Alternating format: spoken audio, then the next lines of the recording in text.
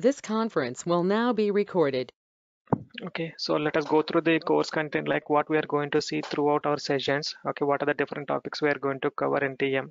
Okay, so let me go here. Yeah, you can see my screen, right?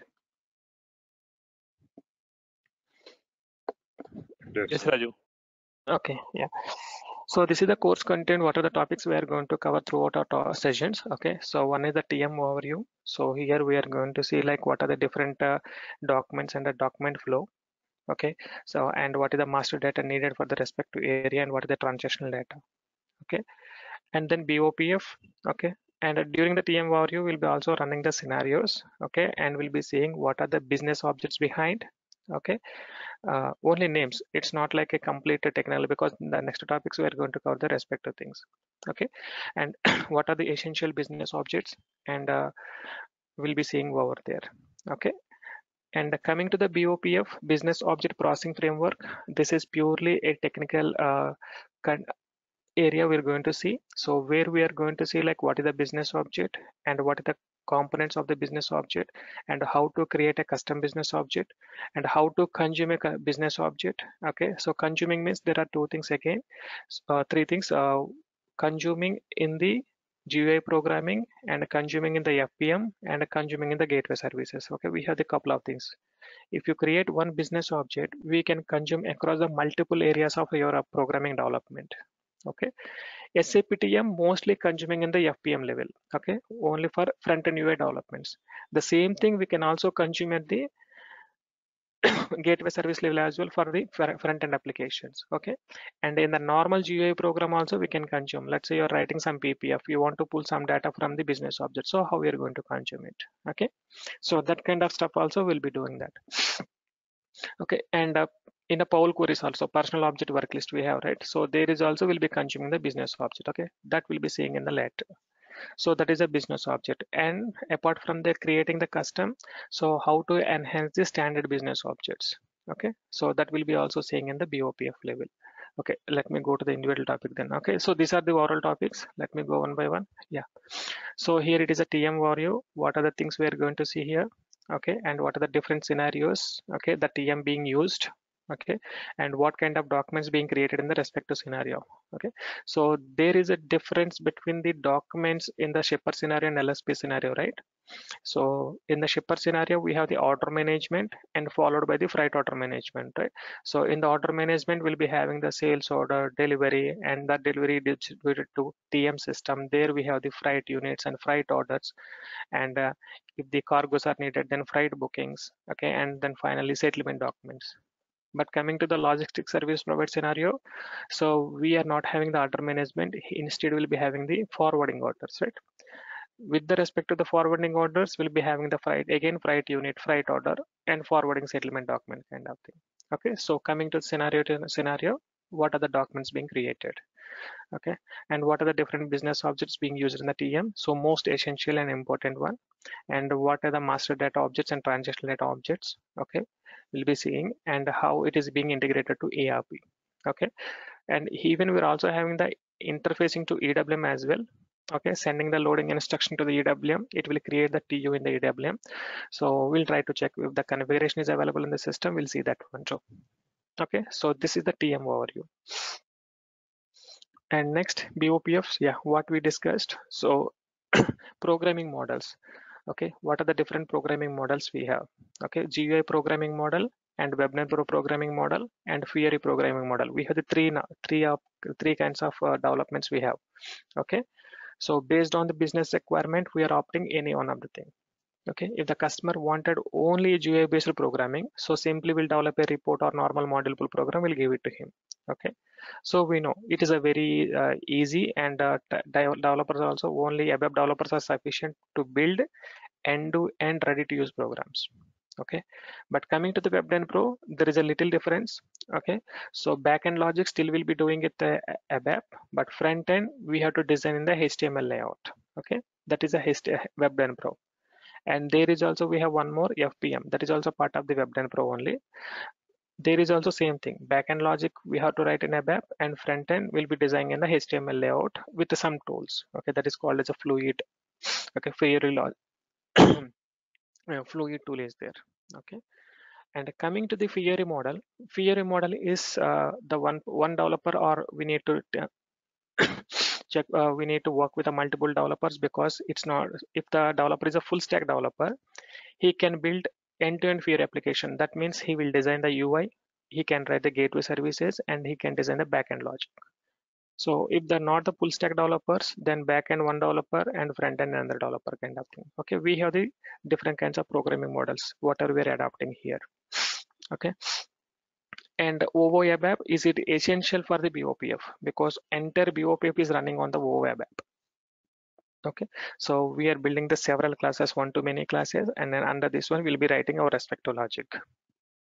Okay, and what are the business object components? Okay, there are three essential things. One is the interface, nodes, and elements. Okay, interface, actually it will identify the all the properties of your business object. So what it contain, what is the business object key, so especially keys. Okay, so what is the business object keys, what is the node keys, and what is the association keys, and what is the action keys kind of thing. All the key information, hexadecimal value will be given as a numerical value. Okay, so that will be there in the interface. Okay, that is most important. Okay, because we have these several business objects in the repository. Okay, in the program you want to use a specific business object, how we are going to represent that business object. Okay, so that will be going to represent with the help of the interface business object key. Okay, that will be there in the interface. Okay, and within the business object, again we have the several components. Okay, so node, like header node, item node, maybe schedules kind of thing, right? Which data you want to access. Okay, so how we are going to specify that name? Using the, again, keys, respective key we need to use. That information we can see in the interface. Okay, interface plays a crucial role here. And next one is the node is nothing but the data. Okay, and the data can be directly available in the underlying table, or it may be coming from the different business object, anything. Okay, it may not be necessary that every node having the underlying database table. Mostly header and item, the dedicated nodes having the underlying database tables. Okay, but sometimes it is also pointing out to the another business objects. Okay, let's say for example, when you have the sales order. Okay, sales order contain the header and item, these are the main thing, right? For this one we have the dedicated table, but customer is not a part of the sales order, it is just linking the partner, that's it, right? So that tables are different. Okay, so that is called as a reference business object kind of thing. Okay, and hierarchy, the arrangement. Okay, header contain the item contain the product contain the something else, like that, and header contain again customer, business partner, and business partner contain the address data, something like that. Okay, that is the hierarchy. Okay, so even we can say business object is a hierarchical representation of your data. Okay, clear and distinct hierarchical representation of your data is called as a business object. Okay, in a layman terminology we can say. Okay, but in ERP, how we are going to identify this hierarchy? Via foreign key relationship in the database. Okay, you have to go to the S11, open the some EKPO table or something, and click on the foreign key, and it will find out the uh, parent table, right?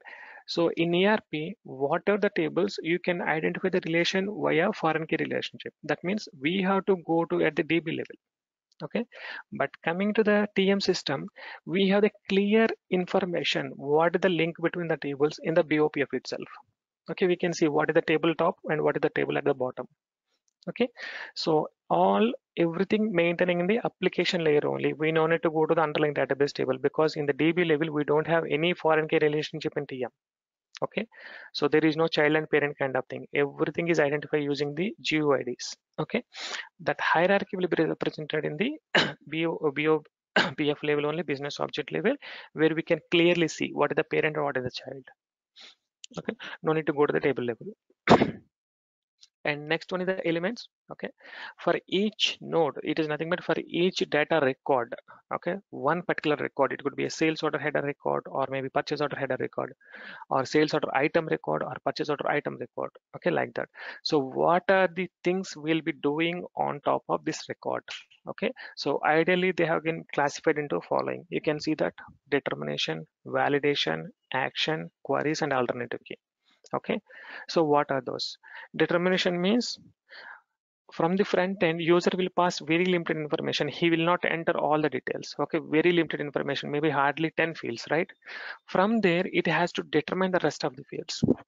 Okay, so first thing is maybe normal determination fields are going to be created on, changed by changed on. Okay, user never enter those fields, right, from the front end. Only our program has to determine those values when the program being executed. Okay, and total value, maybe customer name, user is entering the customer number, it has to pull customer name and additional details from the underlying database from other table, it has to populate in your own business object. Okay, that is nothing but a determination. Okay, and validation, so whether your entering user is entering the data correct or not will be performed with the validation concept, right? And actions, okay, once a document is created, all the subsequent activities will be performing on the, that is nothing but a action. Okay, if you have the purchase order, we have to block the purchase order or release the purchase order. Okay, maybe purchase order is went for a workflow approval, they're doing that, release it, right? So that kind of action. And coming to the sales order, the same thing. Okay, block the delivery block and maybe some other block, customer block kind of thing we can perform on this particular data, that was called as actions. Okay, and the queries, this is most important. Okay, even in a poll, okay, we'll be using the queries only. Okay, so for a given business object, how many ways you want to retrieve your business object data? Okay, so those many ways we can define in the queries. Okay, let's say for example, we have the tens of transactions for each data, right? So let's say for example, I want to get the purchase orders. Okay, how many T codes to get that one? So we have the ME2L. ME2L basically for list of purchase orders for your vendor specific purchase orders, right? ME2M, list of purchase orders for material. You can see there are two T codes, right? For underlying is purchase orders only, but we are changing the selection criteria over there. Okay, we have the two different transaction code for that one. Okay, similarly, not only those two, we can build our custom reports also for, right, list of purchase orders. We can give selection criteria. So I want to give only plant, I want to give only vendor, I want to give only document dates, I want to give only uh, purchase organization and company code. You can see that. So even financial department will see purchase orders in the form of the company code, based on the company code, right? They don't want any plant or material like that, because they want to see at a different level. Okay, and the purchasing department, they want to see in a different level. Okay, and the sales department, they also wanted to access the purchase order via maybe reference document. They might be having the sales order, with the reference to the sales order they might have created a purchase requisition. Okay, from there they want to get the purchase orders, what are the purchase orders current status, sales department would like to see. Okay, and production team also, they want to see the list of purchase orders for their production orders.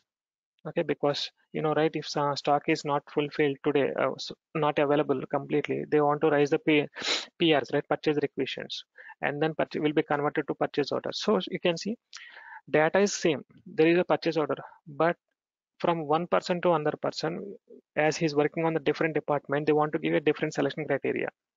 Okay, and whoever the inventory management department, okay, IM department or warehouse department, he want to see the purchase orders in the form of, with the help of the plant and store location information. Okay, they don't want to give any company code or purchase order, he doesn't need it.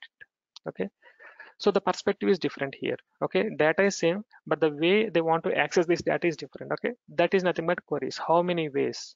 Okay, we can give to the respective queries to the respective person. Paul is designed in such a way. Okay, I connected, I'm as a, like, let's say just a planner. Okay, I don't want to do monitoring or executing, just a planner, I'm planning. So I want to see existing freight units, so I have one set of query fields. Okay, and there is a monitoring tool. Okay, they're also accessing the freight units and the freight order team, so they will be giving the different selection criteria.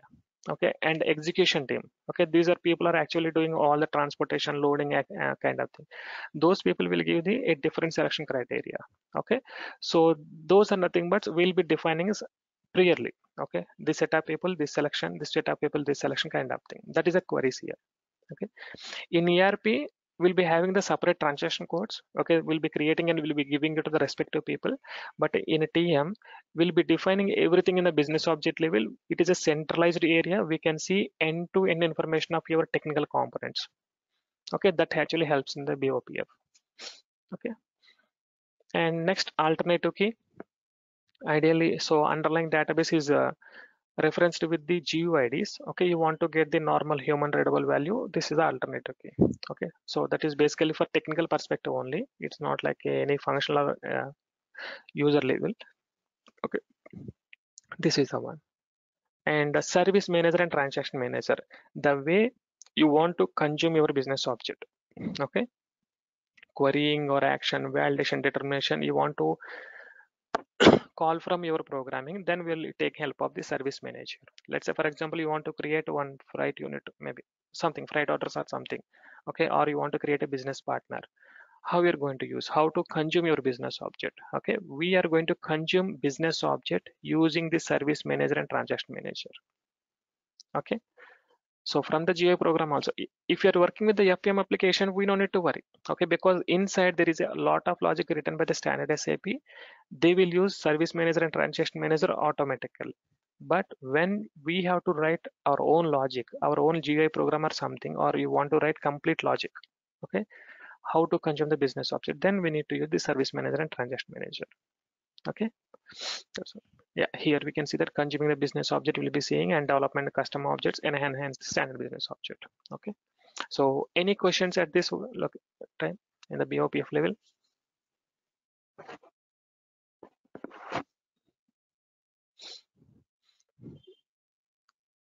Okay, yeah, next. So we are going to cover WebDen Pro as well. We'll be showing the difference between the WebDen Pro and FPM. Okay, both are on top of the WebDen Pro framework. Okay, if you are building the WebDen Pro application, then what we are be doing, and if you are doing the FPM application, what we'll be doing. Okay, so I would like to show the difference. So what is like WebDen Pro is not required for TM or? No, not needed. WebDen Pro for ABAP is not needed. WebDen Pro framework only. Okay, WebDen Pro framework is a baseline for WebDen Pro application development and FPM application development. Okay, but WebDen Pro application, how we are building it, and FPM application, how we are building it, I will show, so that you can understand in detail, like, okay, what is the difference between two. But ideally, we will not cover much on WebDen Pro ABAP. Okay, one or two application will build simple applications.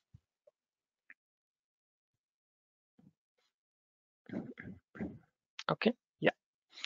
Next, we'll be seeing that FBI. Oh, sorry, we're at here, right?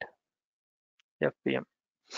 Okay, so we'll be seeing here what is the WebDen Pro framework. Okay, how we are going to build web applications. Okay, and then so we'll see like one or two examples, like how to build views and windows and context. We'll be seeing the various terminology here. Okay, and assistance class kind of thing. Okay, and application design and how to run the application, that kind of thing we'll be seeing here. Okay, and how to placing your UI design. So we need to drag and drop the UI elements, and then we need to link with the binding. Okay, the binding with the context with the methods kind of thing. Okay, so that is actually WebDen Pro application we'll be seeing there. And then floor plan. Okay, what is the difference between the FPM and the WebDen Pro? Okay, so FPM, we can simply say that a standardized UI design guideline, that's it. Okay, nothing is different. Okay, let's say for example, so we are the two developers. Let's say for example, developer 1 and developer 2. Okay, so one person has given requirement that create a report, okay, with the 3 selection fields and 1 ALV report. Okay, that's it, simple. There is no much things here. So there are 2 developers, and we have one requirement. We need to design a selection screen, WebDen Pro selection screen, and WebDen Pro ALV. That's it. Okay, now if the requirement is given to me, then what I will do, so I will add a selection screens, and with the certain context and everything, I will add the ALV. But if I'm more interested in the UI design, then what I will do, I will do some kind of designs for that. Okay, so selection screen I will keep in one block. Okay, and ALV I will keep in another block, and I'll give a beautiful titles, and I will give you colors, some kind of thing. Okay, back and something like that I will design. Maybe UI perspective, back end logic remains same, there is no change, but only UI design itself I will do a lot of things. Okay, if I interested in UI. And one more person B, developer B. Okay, he will also same do, but he is not much interested in the UI designs, and okay, whatever it may be, it's like a SAP GUI screen you want to design. Simply keep it on selection screen fields, place it, and below that ALV, and he never care about this layout and everything. And backend logic, a beautiful logic he has written, done. Okay, but where is the difference? There is no difference in the back end logic.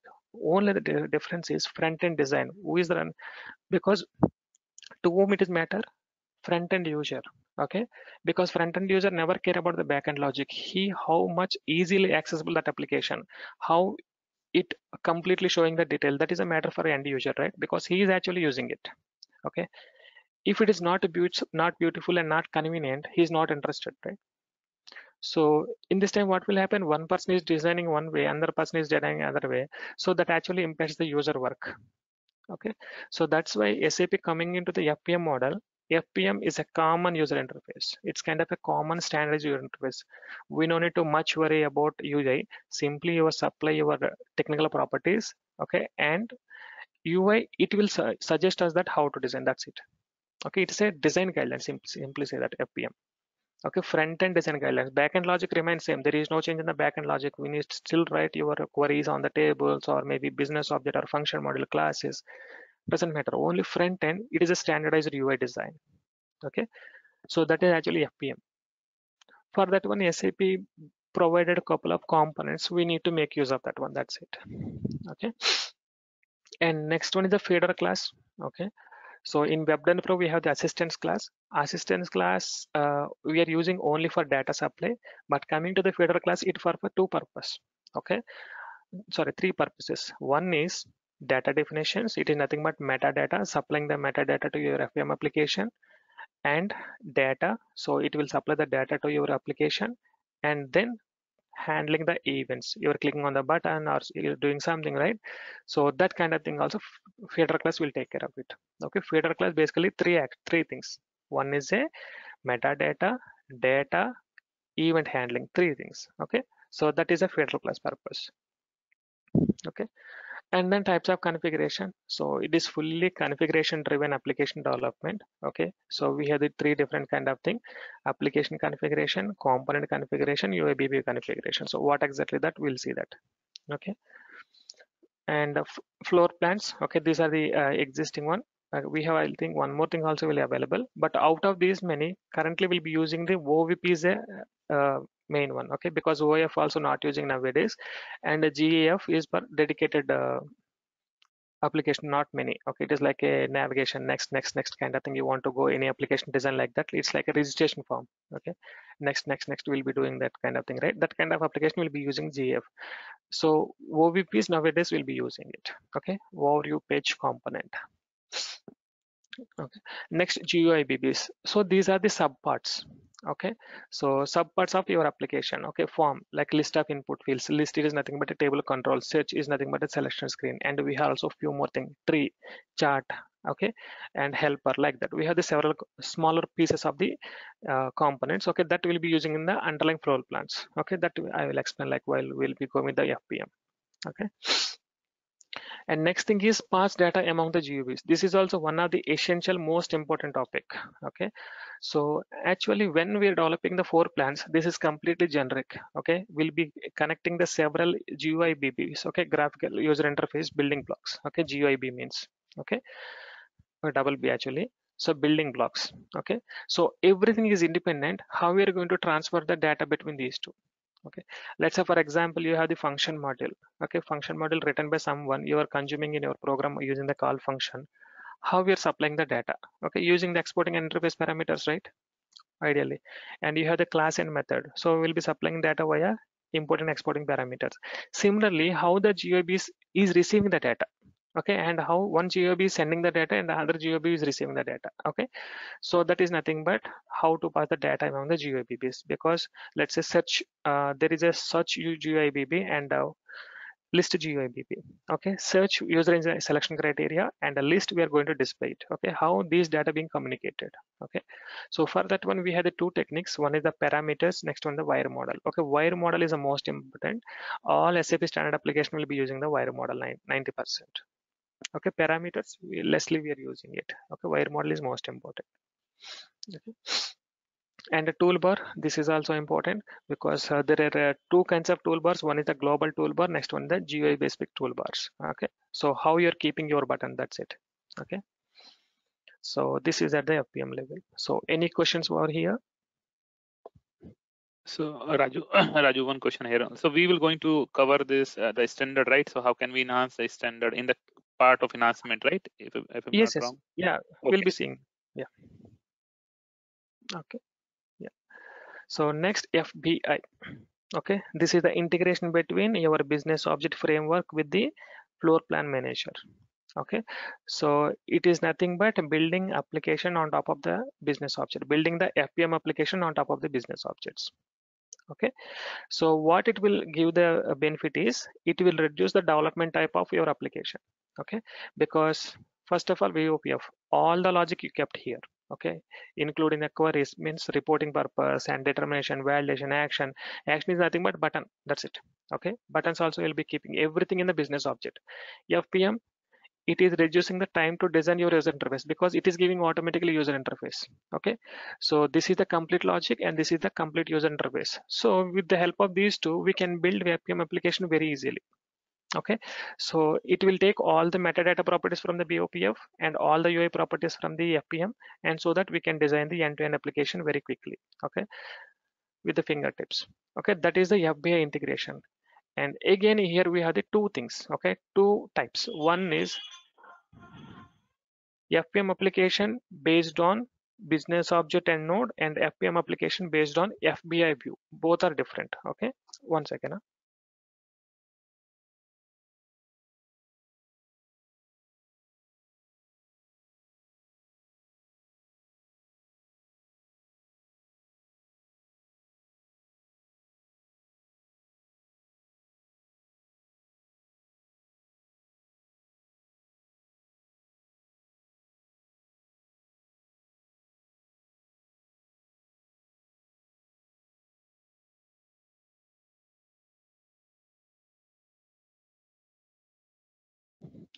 Okay, so yeah, where we are. Okay, so one is FPM application based on the business object and node, and FPM application based on the FBI view.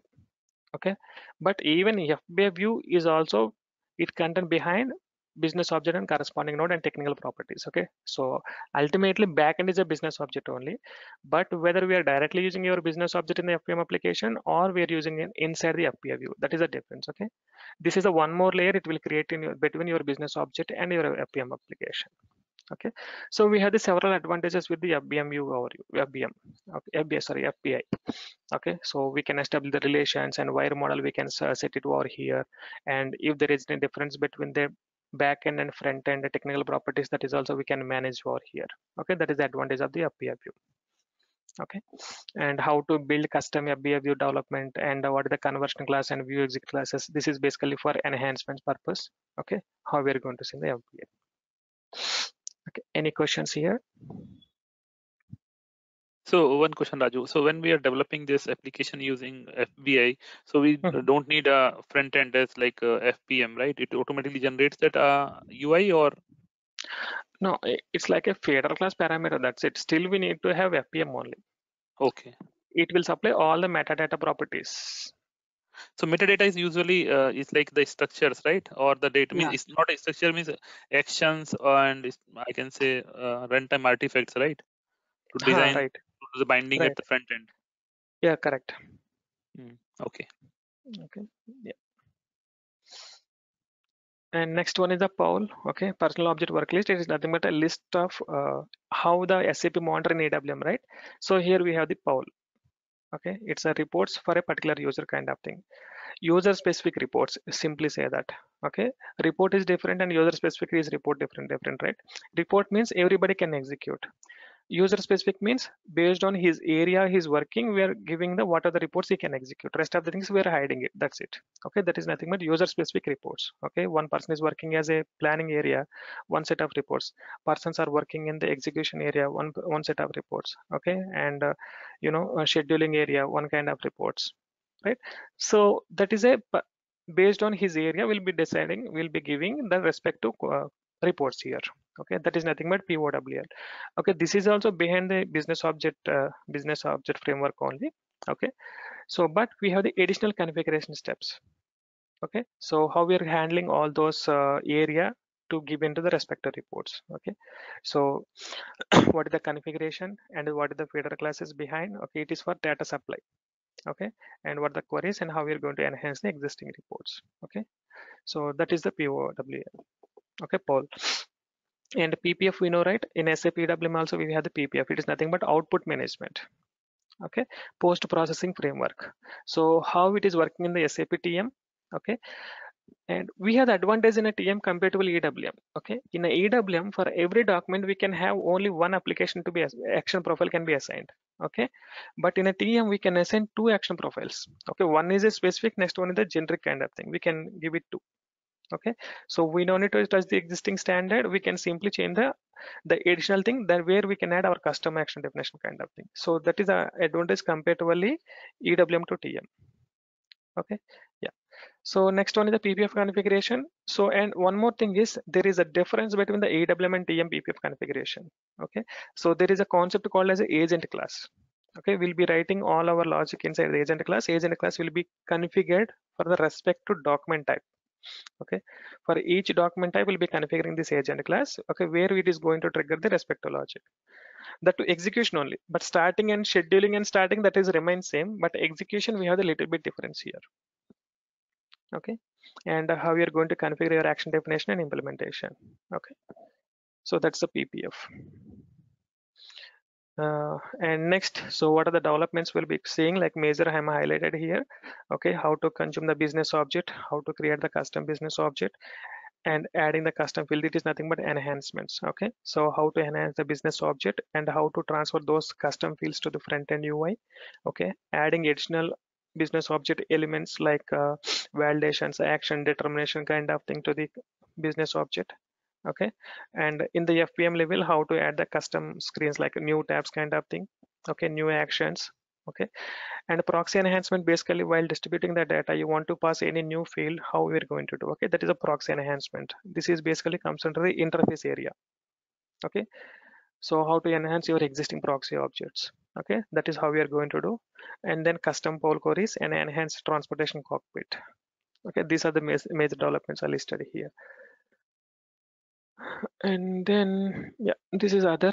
Okay, so data crawler, process control strategies, and whatever list of baddies. Okay, helper classes, debugging techniques. Anyhow, debugging you guys are already aware, I think. Okay, we can also discuss that basics.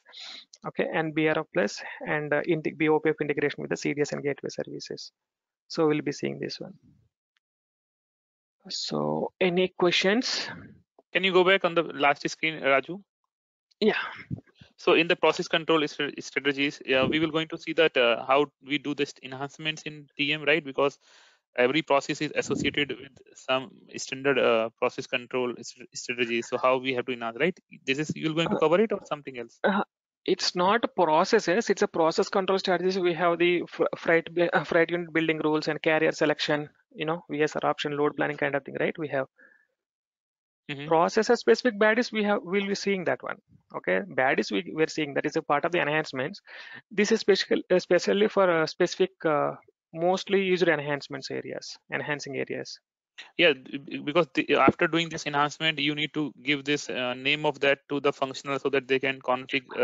Right? Correct. Right. Yes. So the method, strategies, and actions will be yes, that's right. using interface. We need to write. Okay. Yeah, they have to mention that method name, class name, and everything over there. Yes. And in case of like you are saying about discussing about the enhancement, right? So in case like we are going and enhancing any standard FPM application in any freight order or freight booking, so we are doing the enhancement for that. So it generates a new application configuration, right? Yeah. So Correct.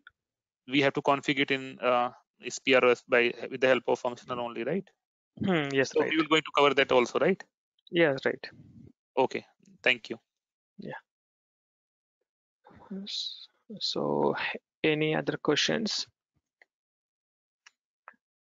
Okay, so TM overview and BOPF, FPM, FBI, and POL and PPF, and these topics. I have one query related to EWM. Can I just Yes, ask? please. Yeah, please. So I'm building a report on monitor. The parent node is standard. I'm adding a custom node in that. Okay. So parent node have actions, but in the custom node that I'm adding, I don't need those action tab. So that is possible, right? Yeah, that is possible. Simply in the node profile level, do not mention the object class. That's it. Okay. Actions Wait, are not no, at node. node profile, Yeah, you're defining your custom node, right? right? For the custom node, what are the settings you'll be doing it? So node profile you will be specifying, right? Right. So that node profile, what are the fields available? Node profile name, object class, and a list structure, list table type, function module, kind of thing, right? We have the 7 Right. or 8 parameters. So Right. object class, in the object class field, do not mention any space, mean space. Okay. Okay, that's it. So you will not Node get profile any for that actions. child class. Child class, Child correct, right? node. Okay. Yeah. Only Okay. yeah, for the child. Okay. Thanks. Okay, yeah. Okay. So any other questions? So what is the tenure and the timings, all those things? This is basically planned for 2 months. Okay, 60 hours of time. Timing actually I had to decide like based on the confirmation from you guys and availability of my time. Like, okay, so we'll confirm daily 1.5 hour session. Okay, so we'll see. Like timings will be based on the confirmation from you guys. Maybe we'll decide like what is the possible time for all. I'm good for like if you take in the morning, because Mornings. evening I have other class, so that's the problem. Okay.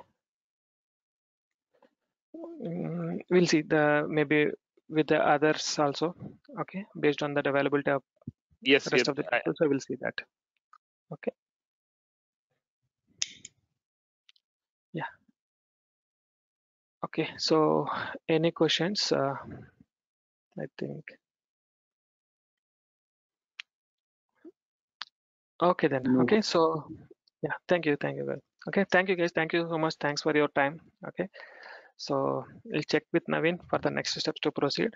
Okay. Thank you, Raju, once again. Thank you. You Okay. are Thank awesome. you. Yeah. Thank you. Okay. So happy weekend, guys. Thank you. Bye bye. Bye.